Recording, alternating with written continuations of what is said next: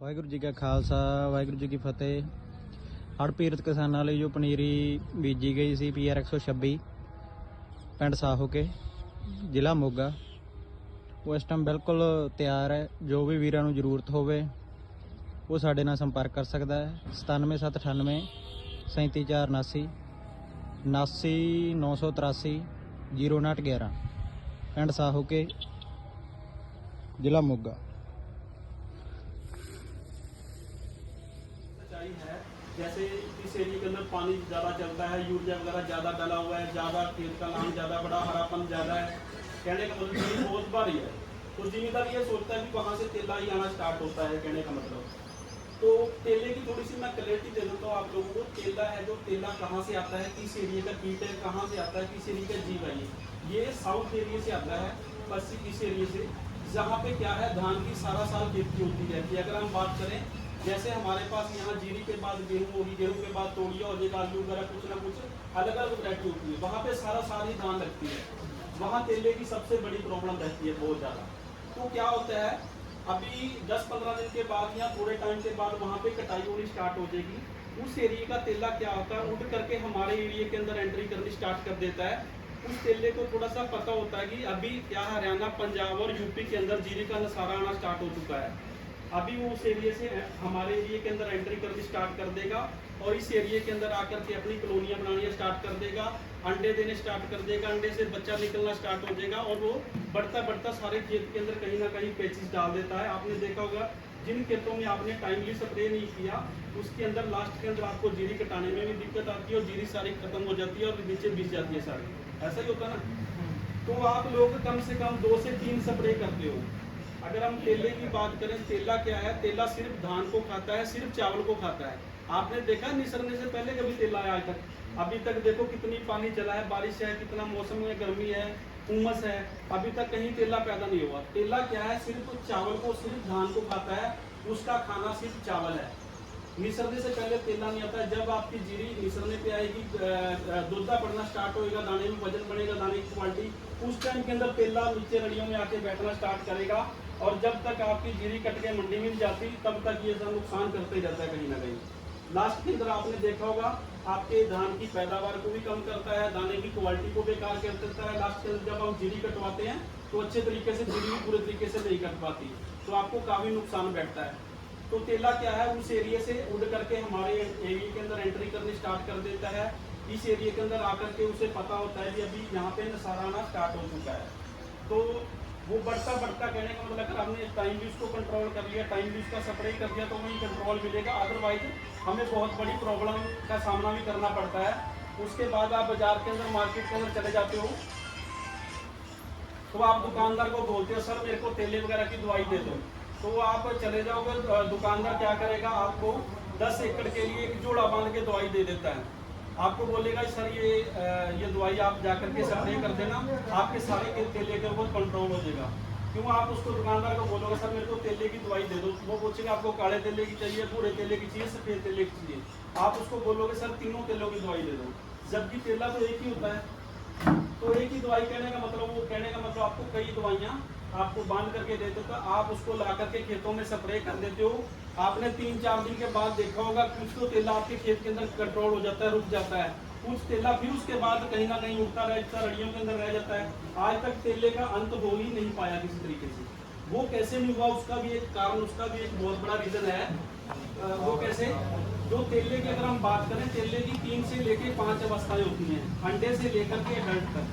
आज तक मार्केट के अंदर कोई ऐसी दवाई नहीं बनी जो तेले की सभी अवस्थाओं को खत्म करती है। इसीलिए आपके खेत के अंदर लास्ट के अंदर तेला भी रह जाता था, कहीं ना कहीं उड़ने वाला तेला, कहीं उसका बच्चा रह जाता, कहीं अंडा रह जाता था, पूरे तरीके से तेला मर ही नहीं पाता था। तो इसी को देखते हुए हमारी कंपनी ने 2018 के अंदर एक दवाई लॉन्च करी थी, जिस दवाई का नाम है पैक्सालोन। तो ये पैक्सालोन चलो आप लोगों ने कुछ ने मेरे को लगता है यूज़ कर रखी है, जिन्होंने नहीं यूज़ करी आप इस साल इसको एक बार यूज़ जरूर करके देखना अपने खेतों के अंदर इसका क्या रिजल्ट है। जैसे आप लोगों के बीच में भाई साहब बैठे हैं, ये कह रहे हैं हम 4 साल से इसको यूज़ कर रहे हैं, हमारे खेतों के अंदर तेला नहीं आता, तो शायद आपने शायद यूज़ कर रखी है। तो इन्होंने भी शायद यूज करके, चलो इनको ध्यान नहीं है थोड़ा सा, मैंने इनके फील्ड वगैरह भी चेक करे थे, तो इनके पास भी दोबारा तेला की प्रॉब्लम कहीं रही नहीं है।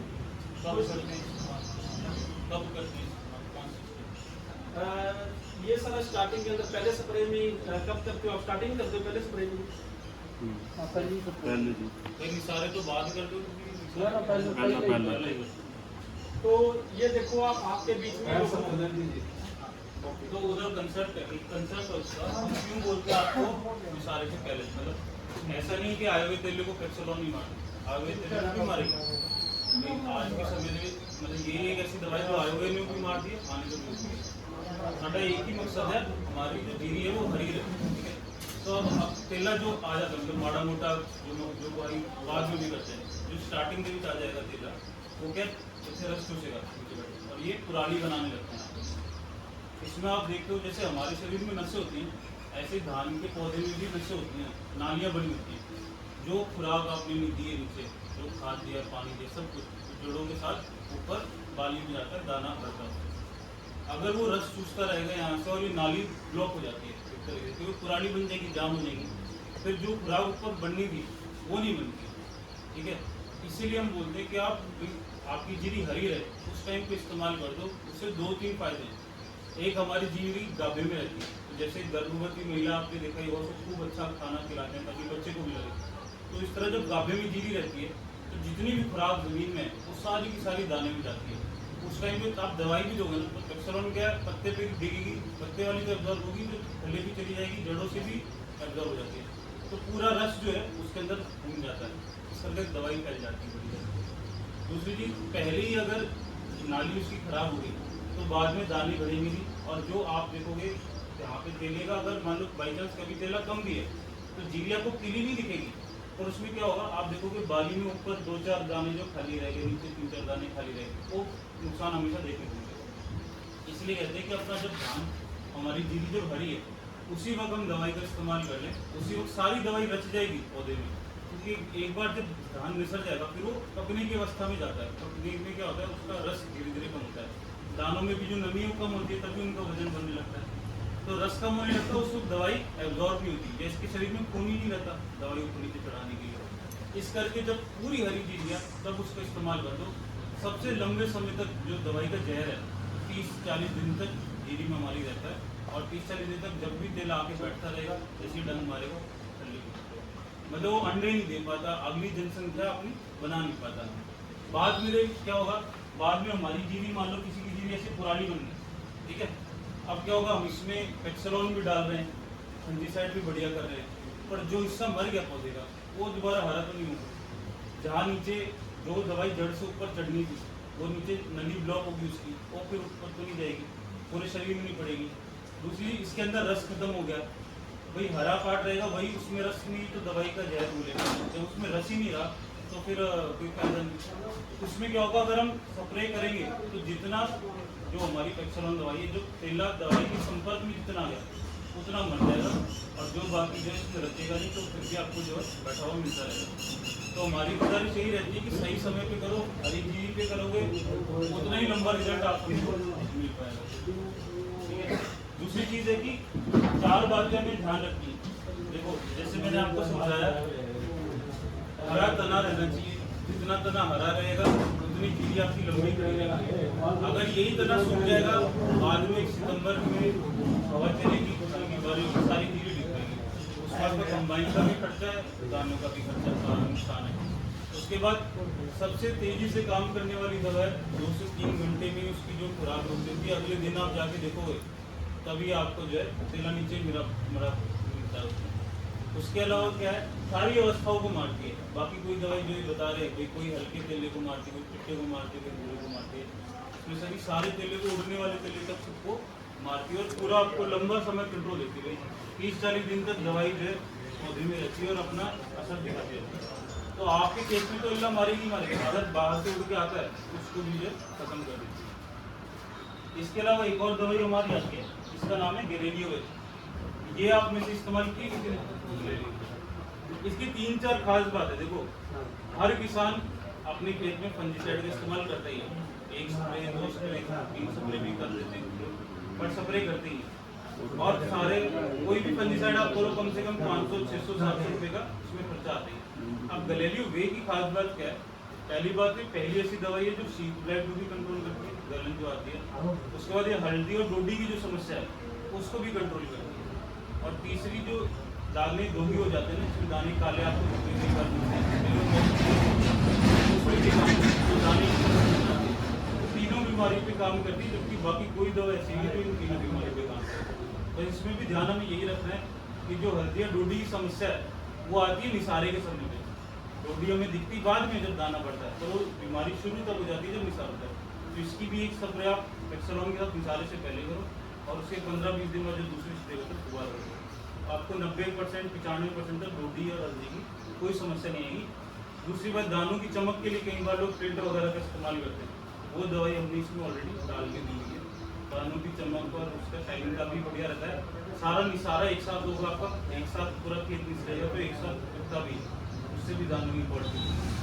तो इसका खर्चा भी आपको 800 रुपये के आसपास ही पड़ता है, इतना ही जितना बाकी हम आज तौर पर करती है। पर इसकी ये है कि लंबे समय तक आपका धान हरा खड़ा रहता है, झंडा पत्ता हरा रहता है। जिस धान में झंडा पत्ता जब एंड तक हरा रहेगा उसी धान में ज़्यादा बड़ा होगा। आप किसी धान में कहीं झंडा पत्ता तोड़ दो उसमें देखना आप दाने भरेंगे नहीं, क्योंकि वो रसोई की तरह होता है ना, जो खाना हरे उसमें जो खाना बनता है क्लोरोफिल में पत्ती में, वही दाने में जा रहा होता है। अगर आप झंडा पत्ता तोड़ दोगे तो उसके इतने बरीक बरीक दाने रह जाएंगे, पूरे भरेंगे नहीं। झंडा पत्ता और दूसरी चीज़ ऐसी बात है कि धान की जो फसल है हमारी, ये ऐसी फसल है ये एंड तक हरी रहती है। जो गेहूं की फसल है वो सूख जाती है नीचे से ऊपर तक बाली के साथ, पर धान एक ऐसी फसल है कि आपका दाना पक जाएगा पर धान हरा भरा है। जिसके खेत में ज़्यादा हरा धान होता है उसका उतना ज़्यादा पैदा होता है। तो दोनों का इस्तेमाल आप इकट्ठे करो, अपना तना हरा रहेगा, जीरी हरी खड़ी रहेगी, मजबूत खड़ी रहेगी, ऑटोमेटिकली धान ज़्यादा मिलेगा। देखो शीत ब्लाइट के लिए या तेले वास्ते लोग कहते हैं कई बार कि एक पेक्सलॉन की स्प्रे भी करनी होती है, सस्ती वाली की 2 या 3 स्प्रे करते हैं। भाई हमारा मकसद तेले को मारना नहीं है, हमारा मकसद है अपनी पैदावार को बचाएगा। इस साल जो मौसम है या जो माहौल है, सब जगह पानी भरा पड़ा है। इस साल आप देखा भी सबके खेत में पत्ता लग गया, सबके खेत में इसने दानेदार पाया, उसके में भी इसने नहीं पाया, उसके में भी। तो इस साल मच्छर और ये आपको जो बीमारी ज़्यादा देखने को मिलेगी। जितना आप सही स्टेज पे कर लोगे, देखो दवाई के बारे में आप सभी जानते हो, और हमारी गुजारिश वैसे ये सही स्टेज पे कर लोगे, फसल में नुकसान होने से पहले ही बचा लोगे तो आगे नुकसान नहीं होगा। जो मान लो आपका 10-20% भी फसल में नुकसान कर लेते हैं, वो नुकसान की भरपाई कोई भी दवाई नहीं कर सकती। जो हिस्सा मर गया एक बार उसको जिंदा दोबारा कोई नहीं कर सकता। तो अपनी ये सही समय पर आप इस्तेमाल करो, जितना आगे तक इस्तेमाल करते हो उतना जो है लंबा आपको गुजर।